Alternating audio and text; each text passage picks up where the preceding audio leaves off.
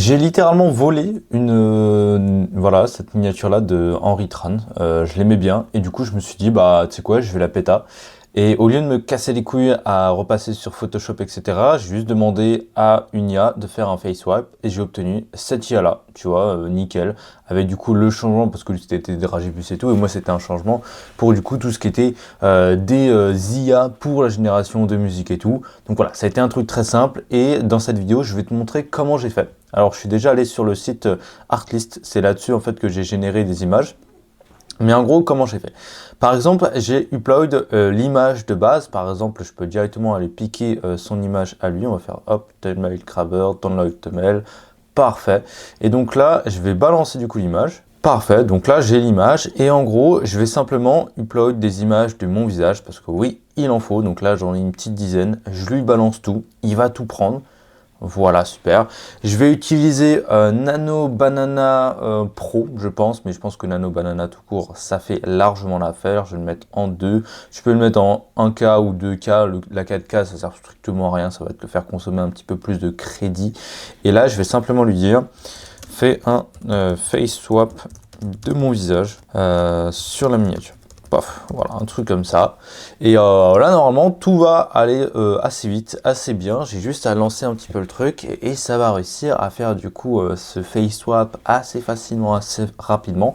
Bon, là, on va choper tout ce qui est les Dragibus, etc. Mais tu peux lui balancer, par exemple, moi, j'avais du coup balancé des logos, Muber, Artlist, Uno, enfin bref, tous les trucs Loodly et tout que j'utilise. Et il les a fait directement, donc ça c'est vraiment pratique. Alors je vais essayer de te retrouver un petit peu là où c'était. Voilà, c'était là. Bon, je vais essayer de faire des miniatures et tout, et ça c'est un truc, des miniatures depuis zéro. Je vais devoir me plonger un petit peu dedans pour savoir comment l'utiliser. Mais voilà, là tu vois, je vais demander de me générer quand même 4 miniatures, et du coup il m'a réussi vraiment à générer des vraiment pas mal. Donc ça c'est cool, et surtout le plus intéressant c'est que c'est directement du coup en format 16/9 comparé à ChatGPT où la plupart des miniatures c'est en 3,5. Ce qui est un poil chiant du coup parce que tu es obligé de repasser par Photoshop à chaque fois. Donc là tu vois, bah, là, franchement les miniatures elles sont plutôt bonnes.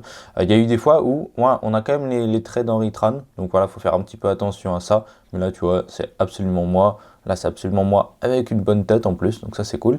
Donc si on retourne un petit peu là-dessus, il nous a fait un format 1:1. Pourtant on a bien spécifié le format 16/9. Hop, je vais mettre format 16/9. Donc on va voir ce qu'est une miniature YouTube. Voilà, on va voir un petit peu ce qu'il nous offre. Donc là, tu vois, il nous l'a fait, mais bon, le visage, il est un petit peu dégueulasse et tout. Et en plus, surtout, bah, il nous a fait un truc format 1:1 qui marche pas du tout. Mais bon, ça, sur Photoshop, tu le vires et tout. Mais voilà, déjà, on a un petit peu de moi. La main, elle est un petit peu en trop.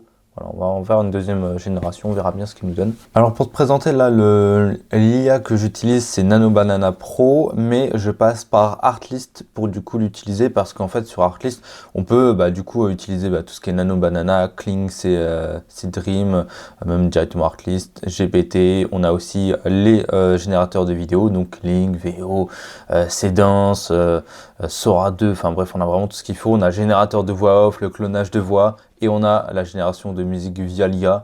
Donc voilà, c'est pour ça que je passe directement par Artlist parce qu'on a vraiment toutes les IA, tous les modèles d'IA, les nouveaux modèles d'IA, surtout ceux qui ne sont pas accessibles en France directement.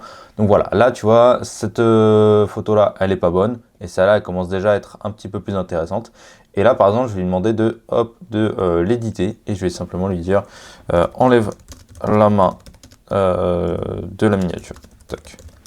Et là, normalement, il va me le ressortir sans problème. On fait juste, hop, générer. Et là, on va être tranquille. Donc, c'est pour ça que j'utilise Artlist, moi, parce qu'on a vraiment énormément de choses. On a aussi tout ce qui est un catalogue de musique, de vidéos, d'illustrations et tout. Enfin bref, ça, c'est pour ceux qui en ont véritablement besoin.